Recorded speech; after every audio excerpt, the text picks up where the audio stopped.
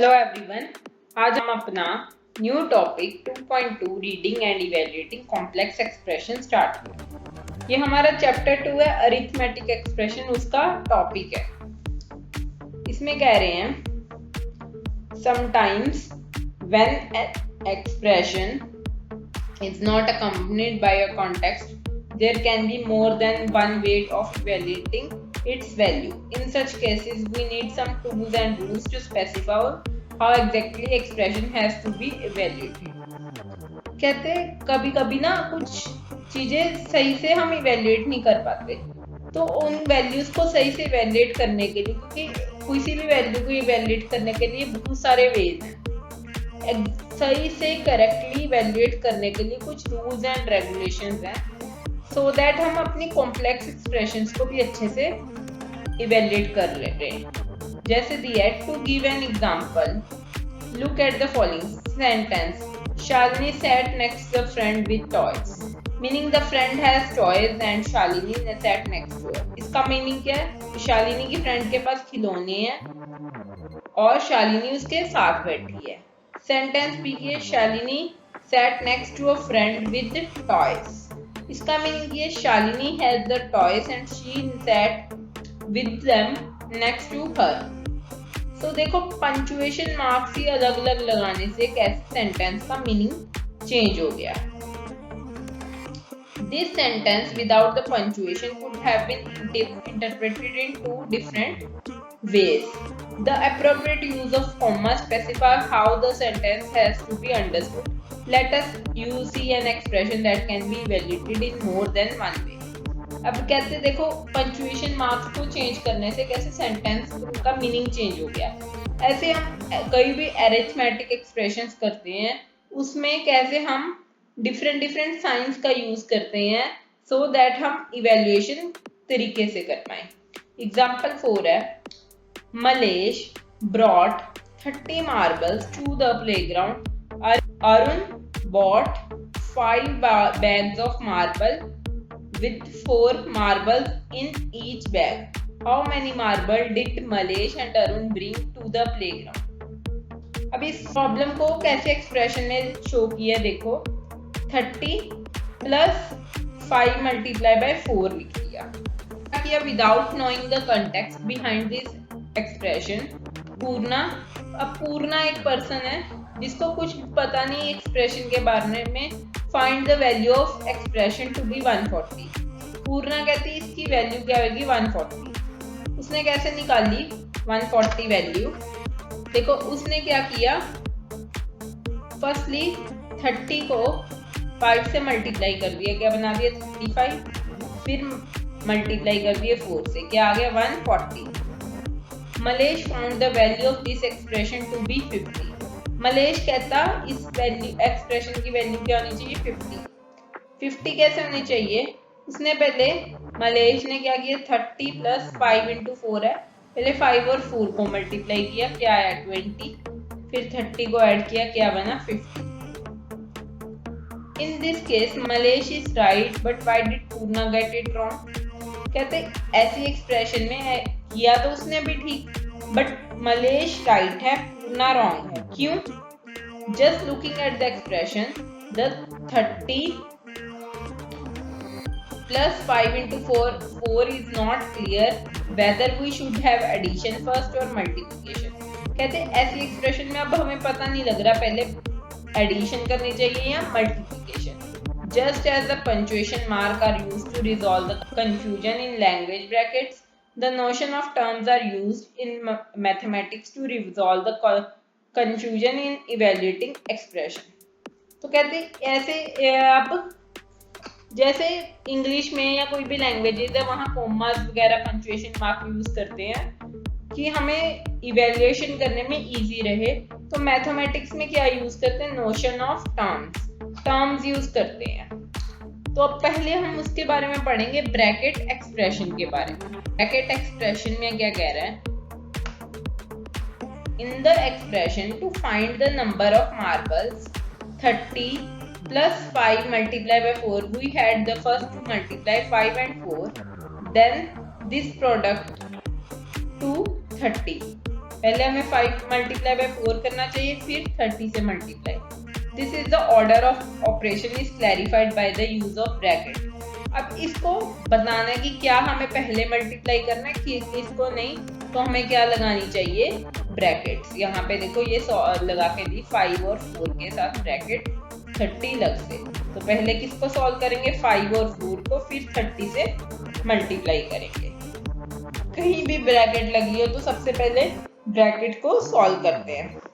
When evaluating the expression having brackets, we need to first find the value of the expression inside the brackets before performing other operation। अभी यही discuss किया, कभी भी पूरी expression दी हो तो bracket लगी हो, जहां ब्रैकेट है पहले उसको सॉल्व करो, फिर आगे के एक्सप्रेशन को सॉल्व करते हैं। Since so in the above expression we first find out the value of 5 into 4 then do addition. This expression can be described the number of marbles that is 50. पहले 5 into 4 को multiply करो, फिर 30 से उनको add करो। अब next है example 5। Irfan bought a pack of biscuits for ₹15, a pack of tur dal for 56. He gave the shopkeeper ₹100. Write an expression that helps us to calculate the change Irfan will get back from the shopkeeper. ठीक है कि shopkeeper से उसको कितने पैसे वापस मिलेंगे। उसने क्या लिया, एक बिस्किट का पैकेट 15 रुपीज का और तूर दाल 56 रुपीज की। Irfan spent 50 rupees on biscuit and 56 on tur dal. So the total cost is 15 plus 6, 56. इतने खर्च किए उसने 15 रुपीज और 56 रुपीज। एंड उसने शॉपकीपर को कितने रुपीज दिए, 100 rupees. So he should get back 100 minus the total cost. तो उसको कैसे माइनस क्या लेना है वापस, 100 में से अगर 15 जो हमने खर्च किया 56, इसको करेंगे तो हमें पता चल जाएगा कि हमें इतने वापस करना है। तो इसने कैसे किया, पहले 100 को 15 से लेस कर दिया, क्या आएगा 85। अब 85 में 56 ऐड कर दिए तो क्या बना 141। वो कहता कि शॉपकीपर हमें 141 रुपीज देंगे। कभी ऐसा सुना है 100 रुपया दिया, सामान भी लिया और 141 मिल गए, नहीं, ये गलत है। इसका सही वे कैसे होएगा, 100 माइनस करना 15 और 56 को ब्रैकेट में पहले सॉल्व करो, फिर 100 से माइनस करो। इसको ऐड करेंगे तो हमारा आएगा 71, अब माइनस करेंगे तो हमारा को 29 रुपीज वापिस में मिलेंगे। क्लियर हो गया। अब terms in expression, next topic है। Suppose we have the expression 30 plus 5 into 4 without any bracket. Does it have no meaning? तो क्या कहते हैं 30 plus 5 into 4। अब ये एक्सप्रेशन दी है, कोई भी ब्रैकेट नहीं है, क्या इसका कोई मीनिंग नहीं है। When there are expression having multiple operation, the order of operation is not specified the bracket. We use the notation of the term to determine the order. कहते जब ऐसा दिया हो कि ना कोई ब्रैकेट्स लगी हो ना स्पेसिफाई हो कि किसको पहले सॉल्व करना, तो उसमें क्या हम कैसे फाइंड आउट करते हैं, हम टर्म्स को देखते हैं, टर्म्स कौन सी हैं उसके अकॉर्डिंग हम सॉल्व करते हैं। Terms are the part of the expression separated by plus sign. कहते जो टर्म्स हैं वो किससे सेपरेट होती है, plus sign. For example 12 plus 7, the terms are 12 and 7। कहते अगर 12 और 7 लिखा है तो इसमें 2 टर्म्स है, कौन कौन सी, 12 और एक 7। We will keep marking each term of expression as above.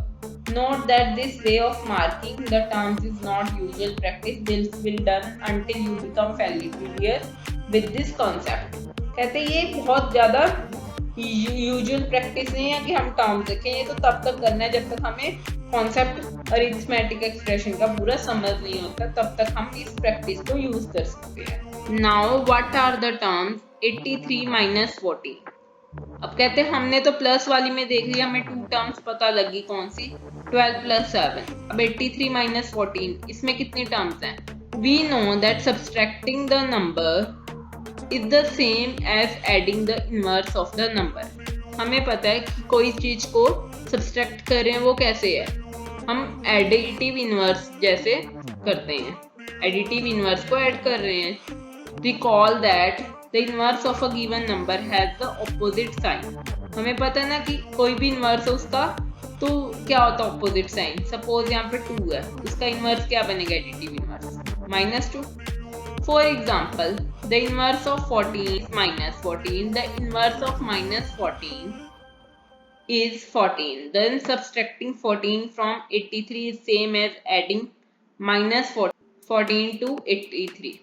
अब ये कह रहे हैं अब की जगह हम ऐड कर दे किसको, 14 को नहीं 14 के इनवर्स को, तो वो भी सेम होगा. क्यों, देखो प्लस माइनस क्या होता है, माइनस ब्रैकेट ओपन करेंगे तब भी माइनस ही बनेगा. अगर हमने एडिटिव इनवर्स को ऐड कर लिया वो सेम ही बात है. तो इस कारण से इसमें कितनी टर्म्स हुई, अगर नेगेटिव हो या पॉजिटिव, 2 टर्म्स, एक 83 और एक -40. क्लियर हो गया. Check if replacing the subtraction by addition in this way does not change the value of expression by taking different example.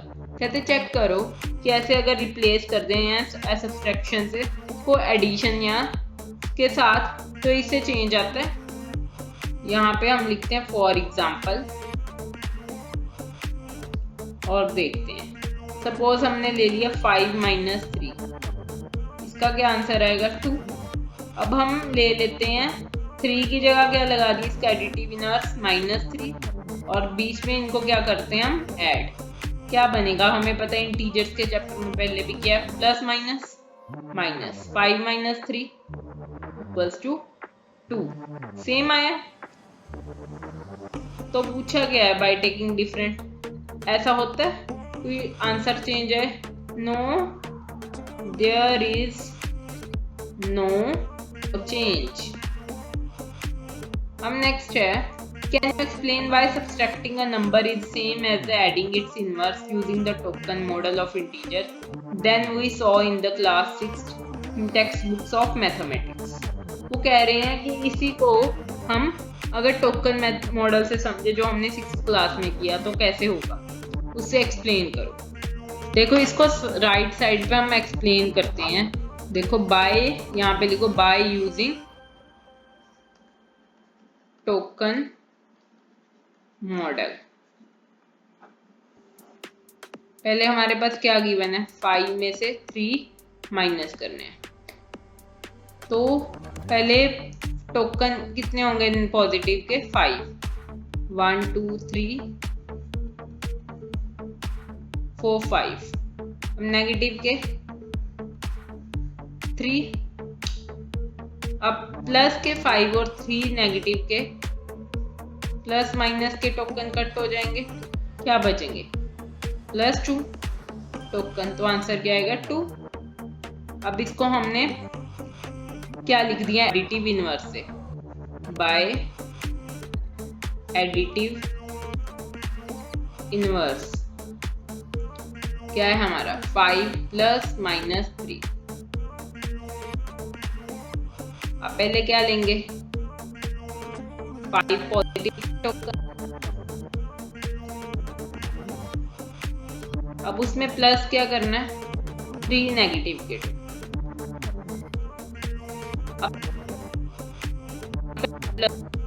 Token and 3 negative token है. तो हमारे पास बचेंगे कितने, 2 पॉजिटिव के टोकन. तो आंसर तब भी 2 आएगा. क्लियर है. पॉजिटिव नेगेटिव के टोकन तो कट हो जाएंगे 3 3. अब देखो आगे कह रहे हैं all subtraction in expression are converted to addition in this manner to identify the terms. Here are the some more example. तो उन्होंने और एग्जांपल लेके समझाया. देखो 8 - 18 -3, उसको एडिटिव इनवर्स कैसे बनाया, -18 यहाँ प्लस लगा के जो 3 पॉजिटिव था उसको नेगेटिव का 3 बना दिया.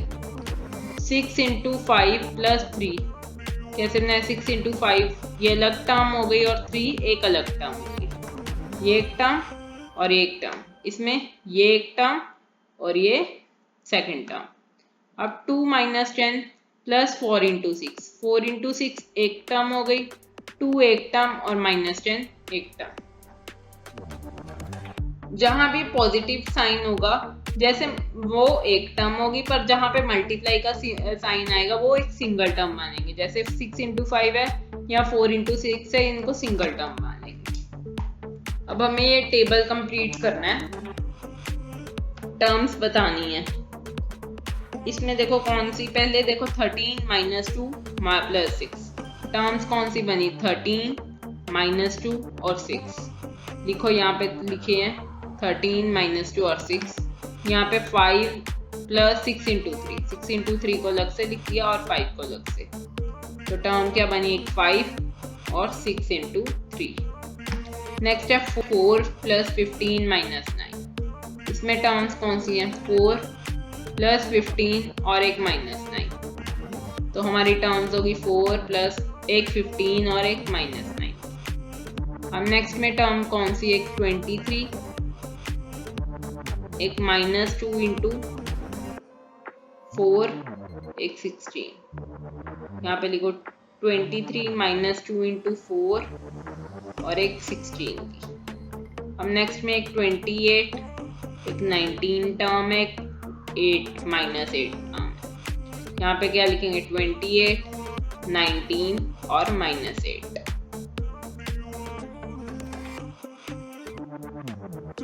अब आगे दे दिया, now we will see how the terms are used to determine the order of operations.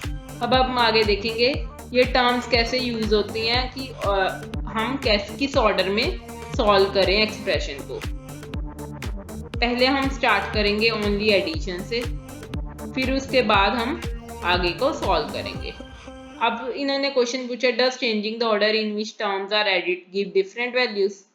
कि ऐसा होता है कि अगर हम ऑर्डर चेंज कर दे तो वैल्यूज का आंसर डिफरेंट आए, होता है। देखो 2 + 4 किया, क्या आंसर आएगा, 6। अगर 4 + 2 कर दिया तब भी कितना आंसर आएगा, 6। तो कोई चेंज होता है, no, it gives same answer. अब नेक्स्ट टॉपिक है, हम नेक्स्ट क्लास में अपनी डिस्कस करेंगे। आज की वीडियो अच्छी लगी हो तो please like, share it with your friends and subscribe my channel.